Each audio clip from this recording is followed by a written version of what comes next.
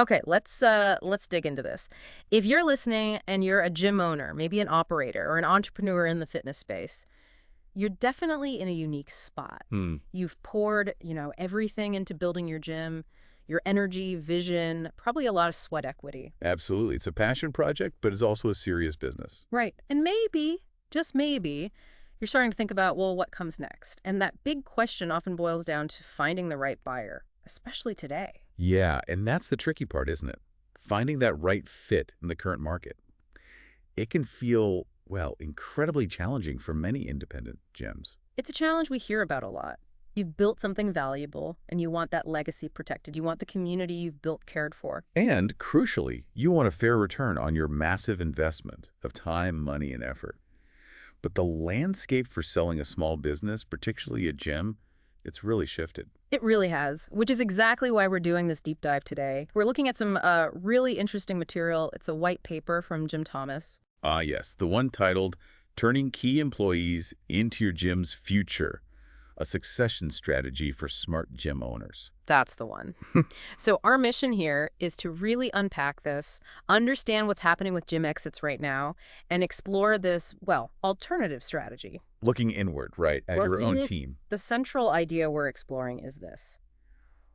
What if the best path forward for your gym, and maybe your best exit, is actually already inside your building? Hmm.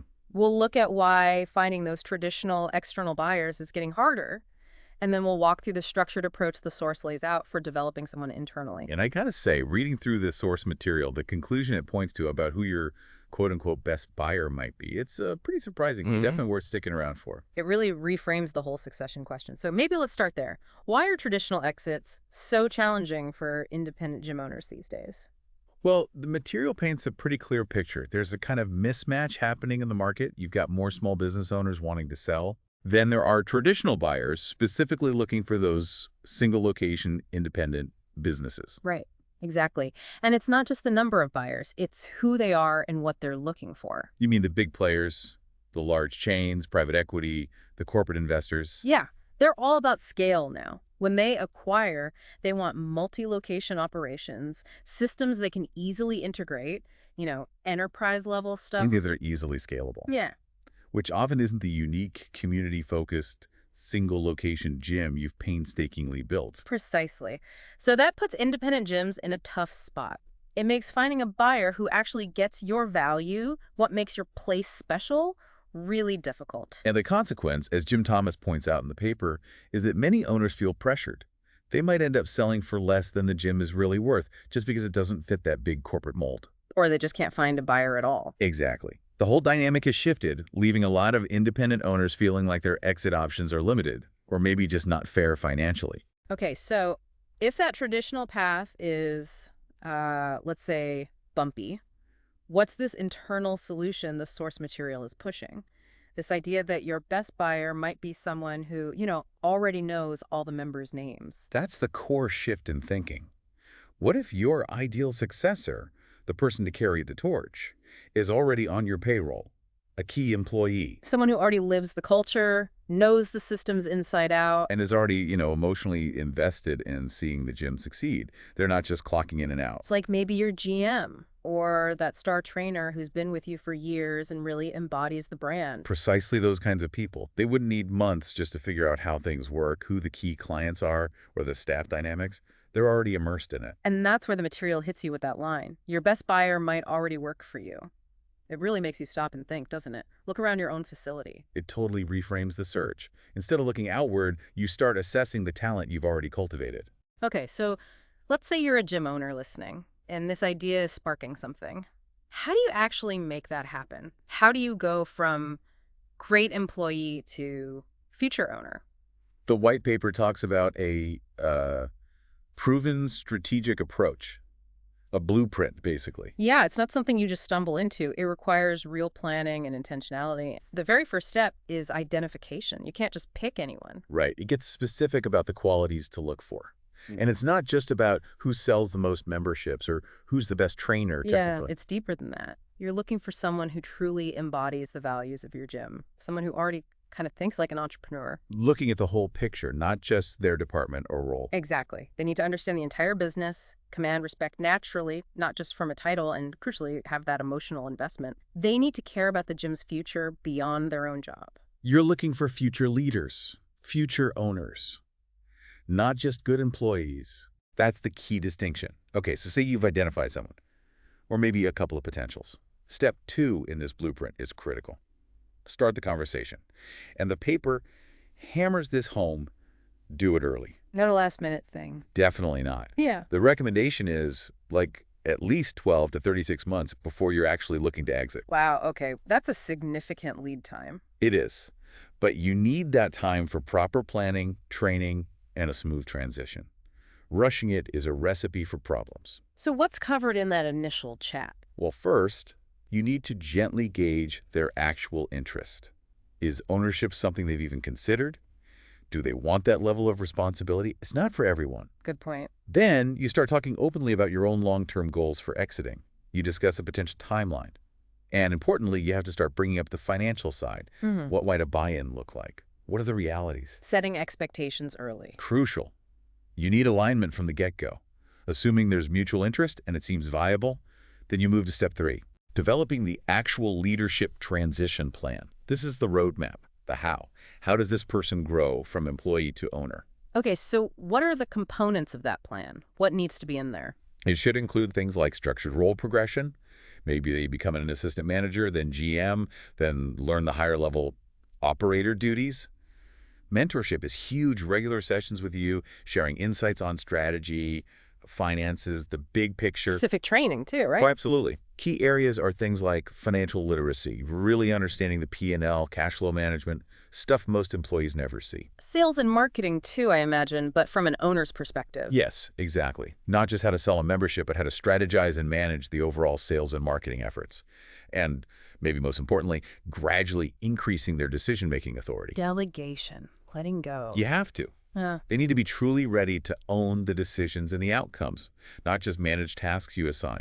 They need to be ready to own the business. That makes total sense.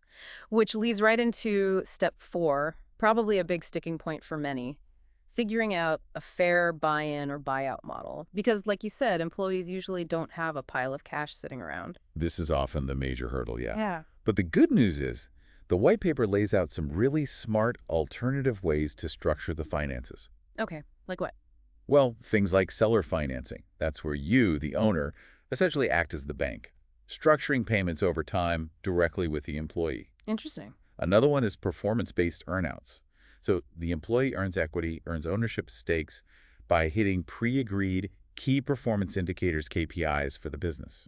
So their ownership is tied directly to their success in growing the business. Exactly. It aligns incentives perfectly. Equity vesting is similar ownership transfers gradually over time, perhaps tied to performance milestones as well. What about partnerships? That's an option too. Maybe a partnership model where you, the current owner, retain a minority share for a while as they take over the majority control. It can ease the transition for everyone. So these models make it possible for the successor to kind of grow into ownership, potentially funding the buyout from the gym's own success, rather than needing a huge bank loan up front. Precisely. It creates flexibility and makes the seemingly impossible possible. Okay. Identified the candidate, had the talk, built the plan, figured out the money structure. Step 5. Feels like we need lawyers involved soon. You absolutely do. Step 5 is put it in writing. This is non-negotiable. Get everything documented legally. Protects everyone, makes it crystal clear. Totally. The paper lists the key documents you'll need. Ownership transfer agreements, clear payment schedules, and any equity details, non-compete and confidentiality clauses. Right. Got to protect the business IP and client base. The agreed training and transition timeline, and probably some performance requirements or even exit clauses, just in case things don't work out as planned down the line. And the advice is definitely work with a lawyer who knows small business succession. Strongly emphasize, don't try to DIY the legal side of this. Get professional help. Sound advice. Okay, Yeah. almost there. Step 6. Communication. This isn't a secret deal you spring on people. Step 6 is communicating the transition internally and externally. Why is that so important? Transparency builds trust. You need to manage this carefully.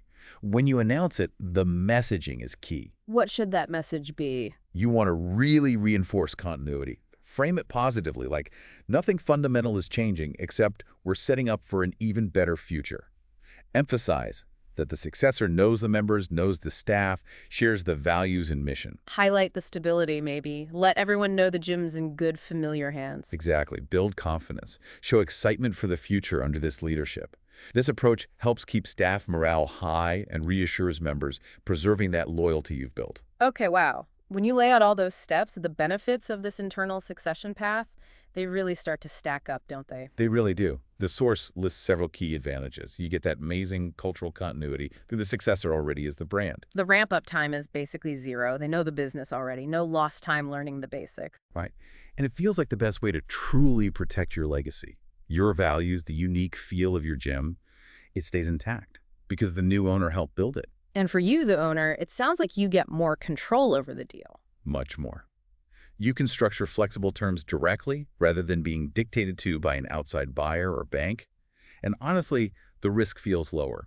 The employee knows the business pitfalls and potential, making the deal more likely to actually close and succeed long term. It really sounds like a more controlled, maybe more aligned, and potentially just a more fulfilling way to pass the torch. That's certainly how the source material presents it. It's about taking control of your exit in a market where the old ways are less certain. So bringing this deep dive to a close, the core message from Jim Thomas's work seems really powerful. In today's challenging market for selling a gym the traditional way, looking inside your own team, strategically grooming a key employee, it's not just a plan B. It could actually be your best, most strategic, most rewarding, and financially sound succession plan. Yeah, the perspective offered is don't wait until you're burned out, feeling stuck, or facing a low-ball offer you feel forced to take. Be proactive. Take control of your exit by starting the planning now. So maybe a final thought for you, the gym owner or operator listening. What kind of legacy do you really want your gym to have? And when you look around, who right now is best positioned to carry that vision forward while truly honoring everything you've poured into it? A big question.